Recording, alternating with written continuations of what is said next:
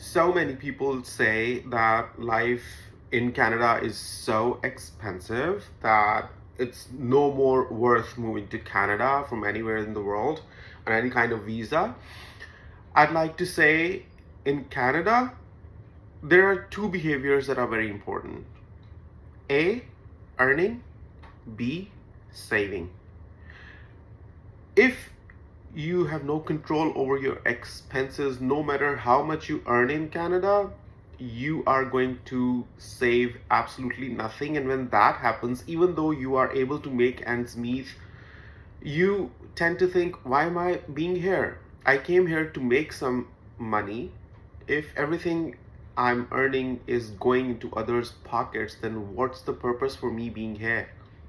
So that's where saving brings you the answer.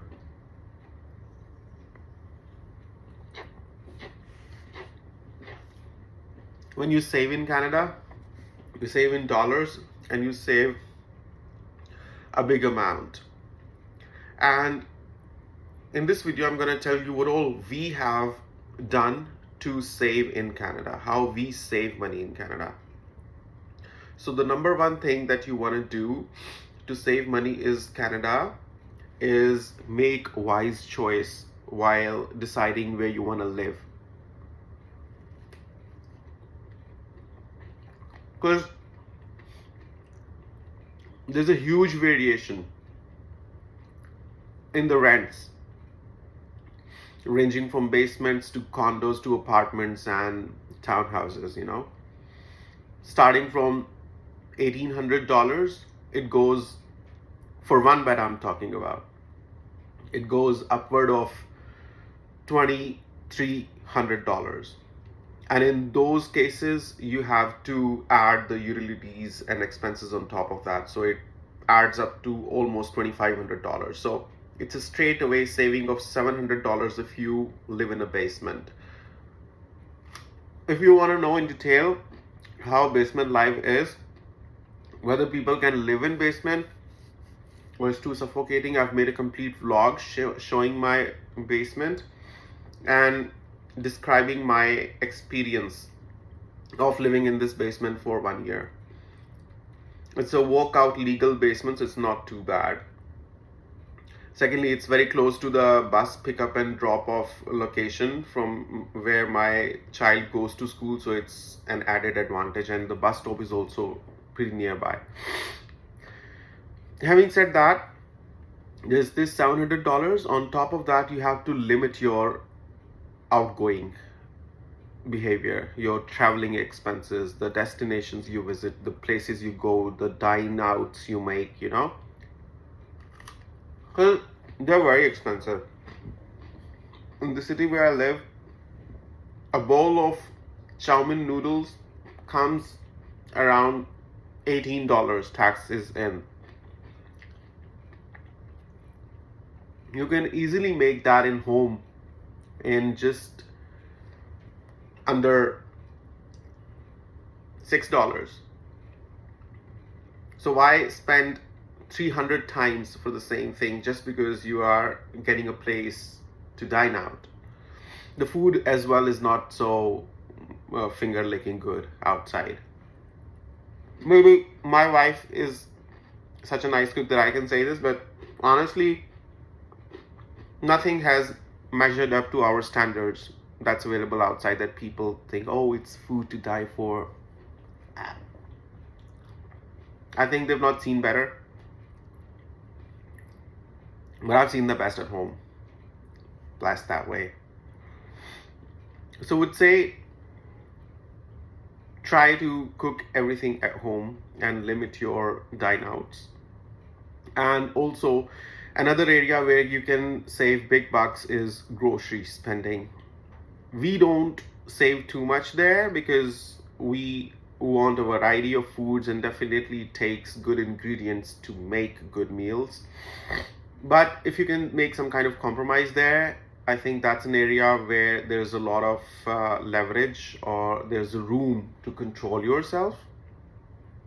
So our grocery ranges from $1,300 to $1,600 a month, which is jaw-dropping surprise for many people that I share this with in my social circle, because people I know spend limiting themselves between 600 to 900 Canadian dollars. So that's like 3 to 400 bucks at least that you can save there.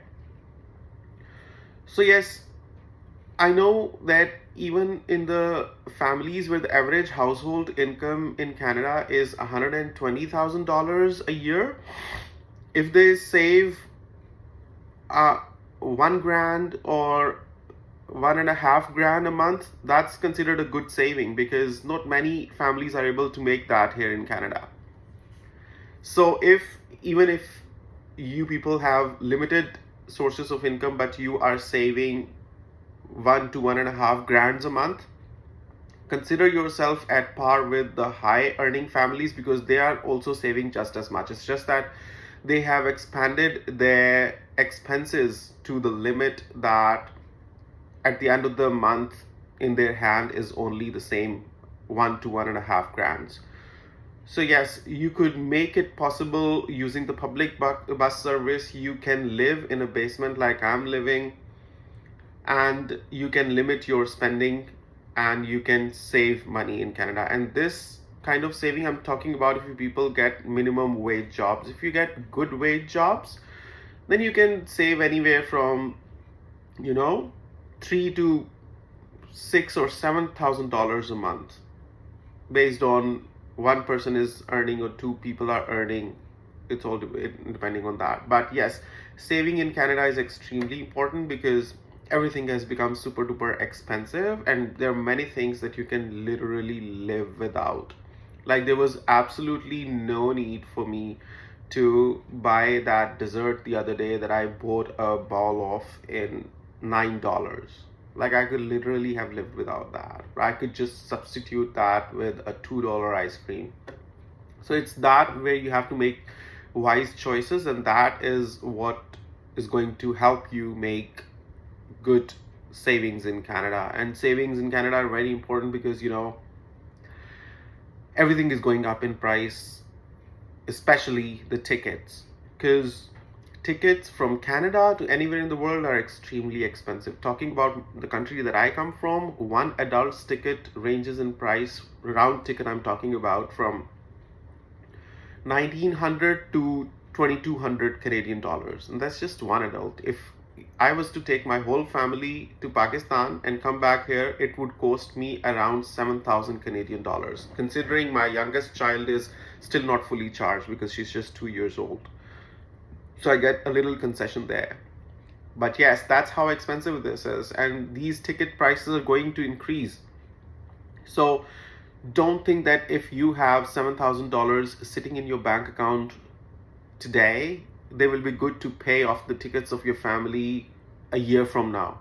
You need to make more money, to save more money, and better invest your money somewhere. Especially, I think you could invest in gold, buy gold bullions, because they are appreciating in price. Like, I know an ounce tray of gold 2 months ago was in Canada around 2,600 Canadian dollars, and today it's more than 3,000 Canadian dollars. So that's something that you should consider. If you have money sitting in your banks, it's just good for nothing. You need to invest it somewhere where you don't lose its worth or value. So yes, do wise investments, do savings. That is the way to survive and eventually thrive in Canada. You come to Canada with all your previous behaviors and lifestyle and try to act on that here, that's not going to happen. You are going to be in trouble. So you have to control yourself and think and act wisely. How did you like this video? Do let me know in the comment section below. See you in the next video. Do subscribe to my channel. Bye.